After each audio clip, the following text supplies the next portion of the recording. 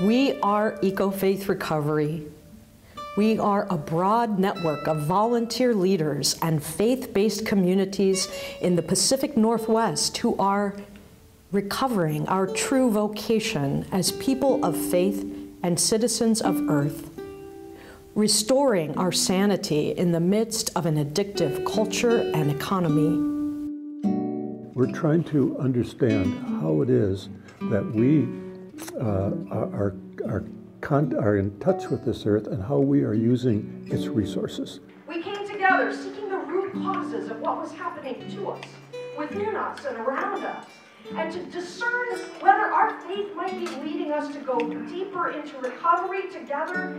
If you get it rooted in experience with creation, encounter with the gifts of nature, including human beings, powerful encounters, relational conversations, the discovery of wonder, the discovery of new energy and new imagination in those encounters, and then you look around at the justice questions, and then you begin to reformulate all of this as justice for all creation.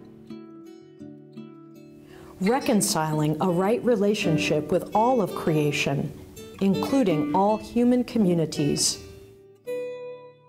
We are part of this earth. We're not separate from it. I like to eat things that I grow, but I live in a suburban part of Beaverton on a quarter-acre lot where I cannot have the space to grow everything I want.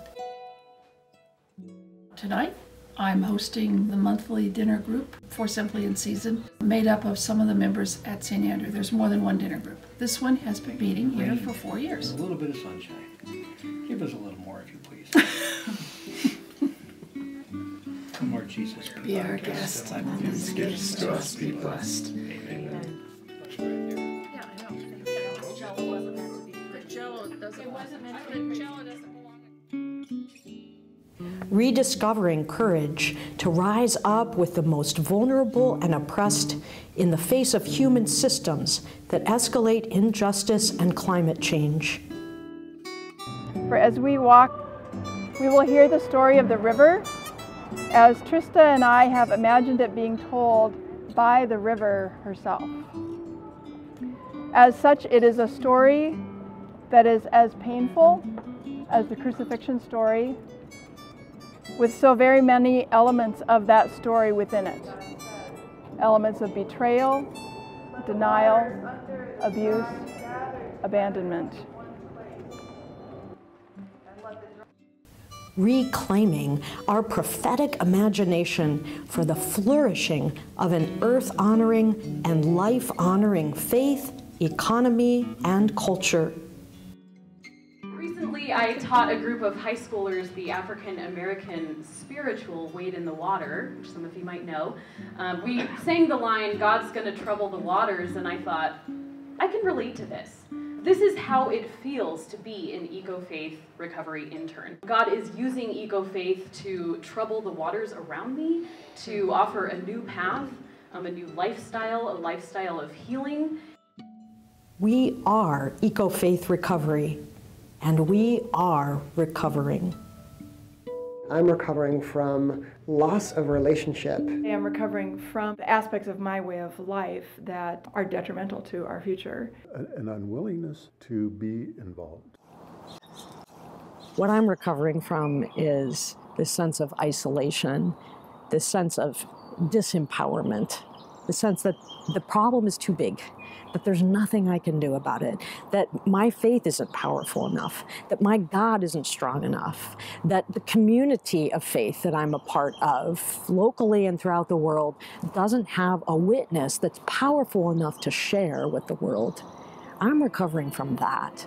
I'm recovering to a vision of myself as connected to other leaders who can make a difference. Alice Walker said that the most common way people give up their power is by thinking they don't have any. And yet our faith tells us that we do have power.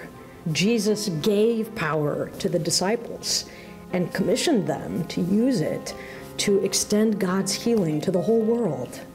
These were disempowered people, and yet They changed everything. At the heart of EcoFaith recovery are practices for awakening leadership. The 6 areas of practice are very simple. They include spiritual grounding, relational practices, telling our stories, rhythms of engagement as action, reflection, evaluation, and Sabbath, mentoring, and conscious leadership development. People come to EcoFaith recovery initiatives to learn how to engage in these practices for awakening leadership. Then they take these practices back to their faith communities. They engage them with existing committees or new teams or practice groups. People who, like themselves, also want to enter recovery from being overwhelmed, burned out in isolation or despair, in order to reclaim their God-given call to make a difference for the recovery of human life and the healing of God's creation. If you know what it's like to feel burned out, overwhelmed, despairing for the plight of your children or grandchildren, we invite you to download a copy of these practices, take them back to your community of faith, and try them out with an existing committee or a new group or team. We know that they've been making a difference for us as we have come together in spiritual learning communities and engaged in these relational practices. We are recovering our God-given leadership, and we invite you to join us so that together we can be EcoFaith recovery, and we are recovering.